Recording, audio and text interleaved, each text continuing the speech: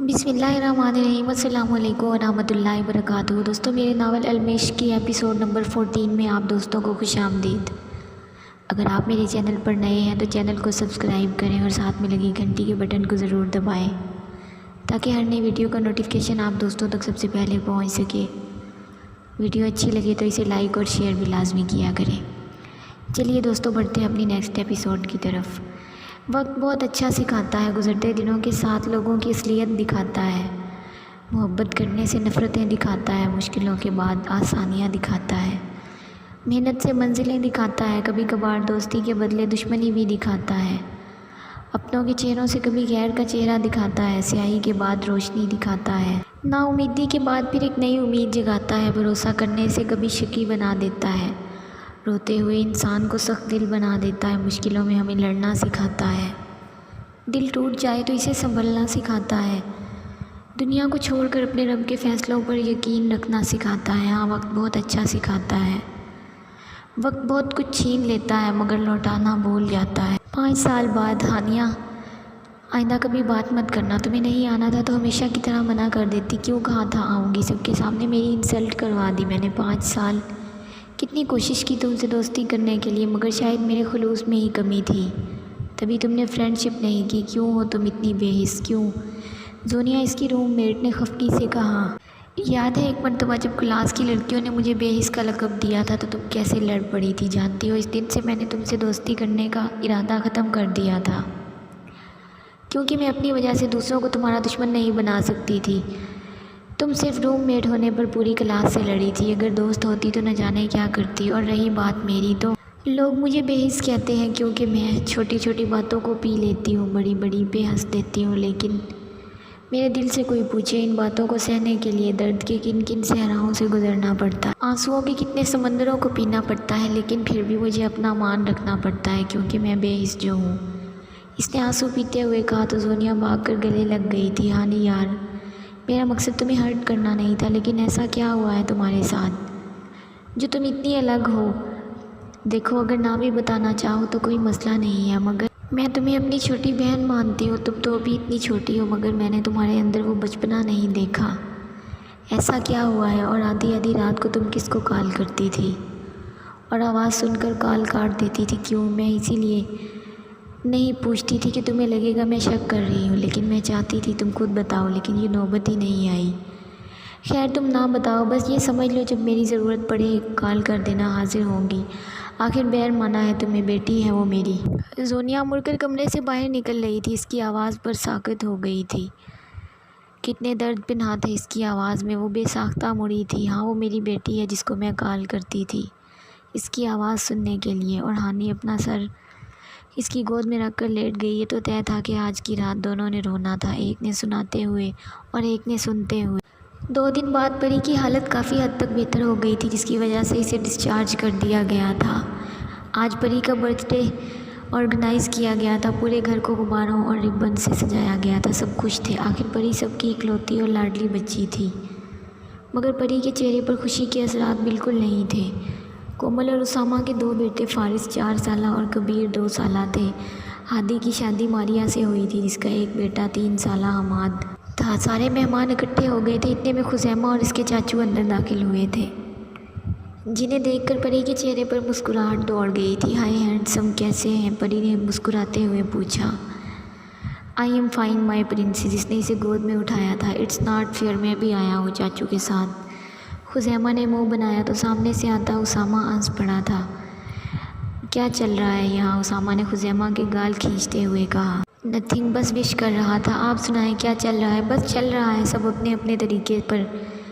वैसे सॉरी, इस दिन आपसे बात नहीं कर पाया, इम्पोर्टेंट काम आ गया था। आपसे परी बहुत अटैचड हो गई है, बहुत हर वक्त आपकी बातें करती रहती है। बाय द वे, मेरा नाम उसामा अरसलान है।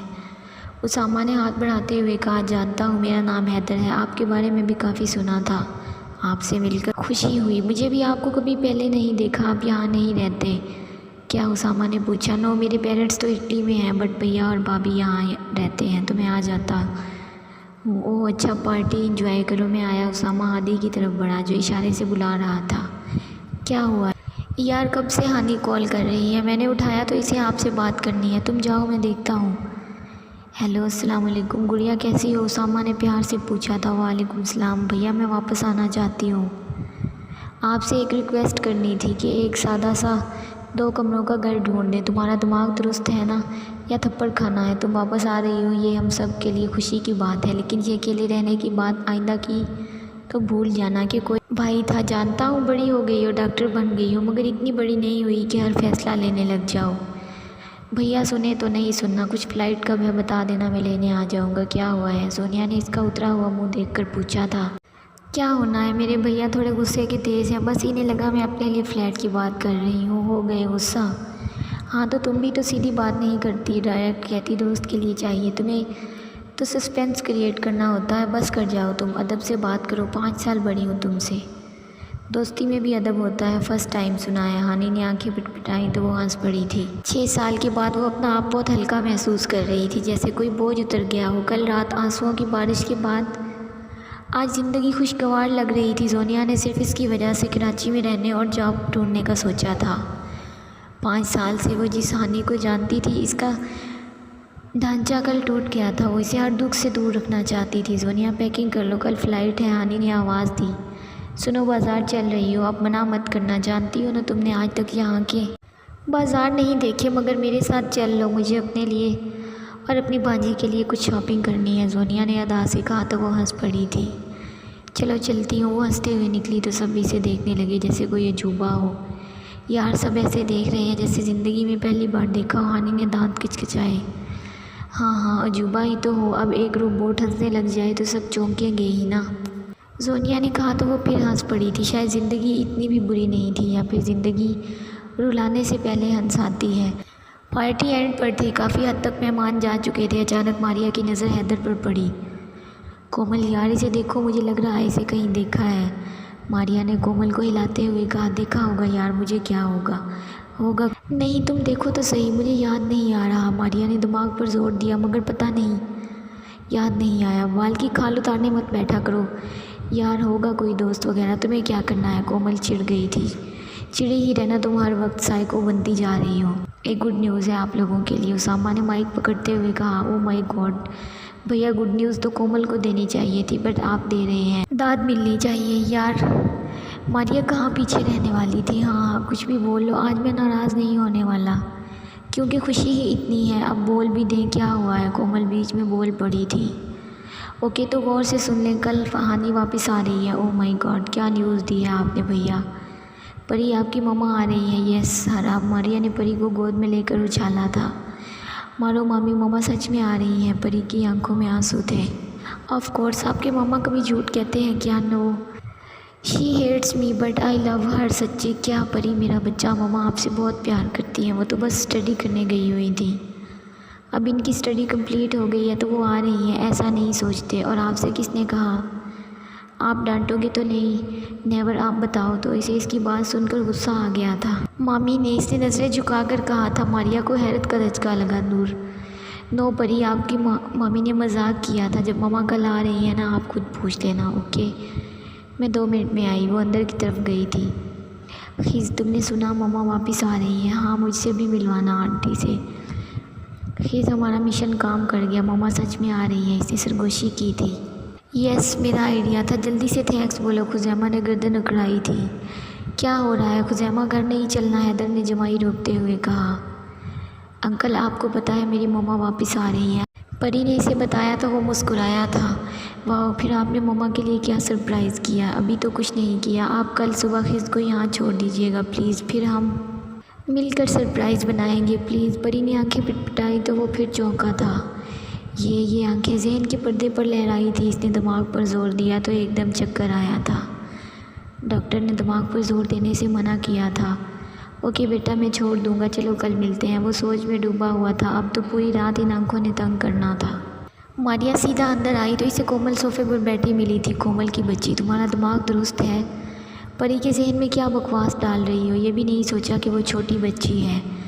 इनफ मारिया, मैं बहस के मूड में नहीं हूँ, मैं ऑलरेडी परेशान हूँ, और जो कहा सच ही कहा होगा। तुम कौन सी बात पूछ रही हो? वाह कोमल, मुझे तो तालियां बजानी चाहिए तुम्हारी सोच पर। परी को तुमने ही कहा था ना कि हानि इससे नफ़रत करती है। हाँ क्यों, कुछ गलत कहा था, सच ही कहा था, तभी इसने इसे एक नज़र भी नहीं देखा था। और तो और इसने तो यतीम खाने में डलवाने का भी कह दिया था। कोमल क्या हो गया है तुम्हें? तो तुम अब तक इसकी कंडीशन नहीं समझ पाई। मुझे तो यकीन नहीं आ रहा कि तुम हानि के लिए इतना जहर रखती हो, जबकि इसकी कोई गलती ही नहीं थी। देखो मारिया, तुम मुझसे फालतू में बहस मत करो। तुम्हें इसकी चमची बनना है बनी रहो, लेकिन मुझसे उम्मीद मत लगाना। और जो लड़की अपनी बेटी को पैदा करके हॉस्पिटल से घर ही ना आए तो खुद ही समझ लो कि वो अपनी बेटी को देखना ही नहीं चाहती। अब क्या लेने आ रही है वापस? शर्म कर लो कोमल, इससे आगे मैं कुछ नहीं कह सकती। और दुआ करो तुम्हारी बातें भैया को पता ना चले, वरना इस घर में तुम्हारा आखिरी दिन होगा। मारिया तेज़ी से मुड़ी थी मगर अपने पीछे खड़े आदि से टकराई थी। आई कॉन्ट बिलीव दिस भाभी, आप हानि के बारे में क्या सोचती हैं? अगर इसे पता चला तो वो मौत से पहले ही मर जाएगी। वो इस पर एक मुतनफ़िर निगाह डालकर कमरे की तरफ बढ़ गया था। रात के 3 बज रहे थे। अचानक उसामा के मोबाइल की टोन बजी थी। इसने नंबर देखा तो अननोन था। वो कमरे से बाहर आ गया था। कौन? वाह मेजर, इतनी जल्दी अपने बाप को भूल गए। दूसरी तरफ से आवाज़ सुनकर वो चौंका था। शायद पिछली बार की तरह आज वो आवाज़ बदलना भूल गया था। ओहो, आखिर कुत्तों में फिर से भौंकने की ताकत आ गई है। क्यों, ठीक लगा रही? आहा, आखिर पहचान गए। क्यों नहीं, आखिर बेटा अपने बाप से 2 हाथ आगे होता है। चलो अब खुलकर जंग होगी। तो बताओ क्या सोचा? अभी हफ्ता पूरे होने में 4 दिन बचे हैं। लगा रही, थोड़ा आराम से। पागल समझा है क्या? कल तक का टाइम है। कल तुम्हारी बहन आ रही है। अगर इसे ज़िंदा देखना चाहते हो तो तुम्हें माननी पड़ेगी मेरी बात, वरना खुद ज़िम्मेदार होगे। वैसे काफ़ी दिनों के बाद कोई लड़की दिल को लगी है। बकवास बंद करो। गुस्से से इसकी कनपटी की रगें तन गई थी। नाम पता भेजो, जब दिल करेगा तुम्हारा काम हो जाएगा। और सुन लो, सिर्फ हामी भरी है। काम जब चाहूँगा तब करूँगा, याद रखना मेजर। उसामा किसी की गुलामी नहीं करता। हाँ हाँ, यही चीज़ तो पसंद है। गुड लक मेजर, कल सारी डिटेल पहुँच जाएगी। कॉल कट गई थी। इसे सिर्फ हानि के पहुँचने का इंतज़ार था। वो दोनों आज बहुत खुश थी। कितने सालों के बाद इसने पहले की तरह सब चीज़ें खरीदी थी। सबके गिफ्ट्स खरीद कर वो दोनों वापस हॉस्टल आई थी। और कल इनको यहाँ से जाना था। वक्त भी इनको देखकर खुश था, मगर वक्त कब का यकसां रहता है।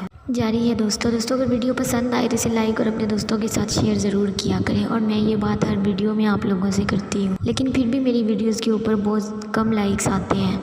और शेयर तो आप लोग बिल्कुल करते ही नहीं हैं दोस्तों। अगर आप लोग लाइक कर देंगे तो आपका क्या जाएगा? मैं इतनी मेहनत से आप लोगों के लिए वीडियो बनाती हूँ दोस्तों, लाइक तो बनता है। अपना ख्याल रखें, दुआओं में याद रखें। शुक्रिया।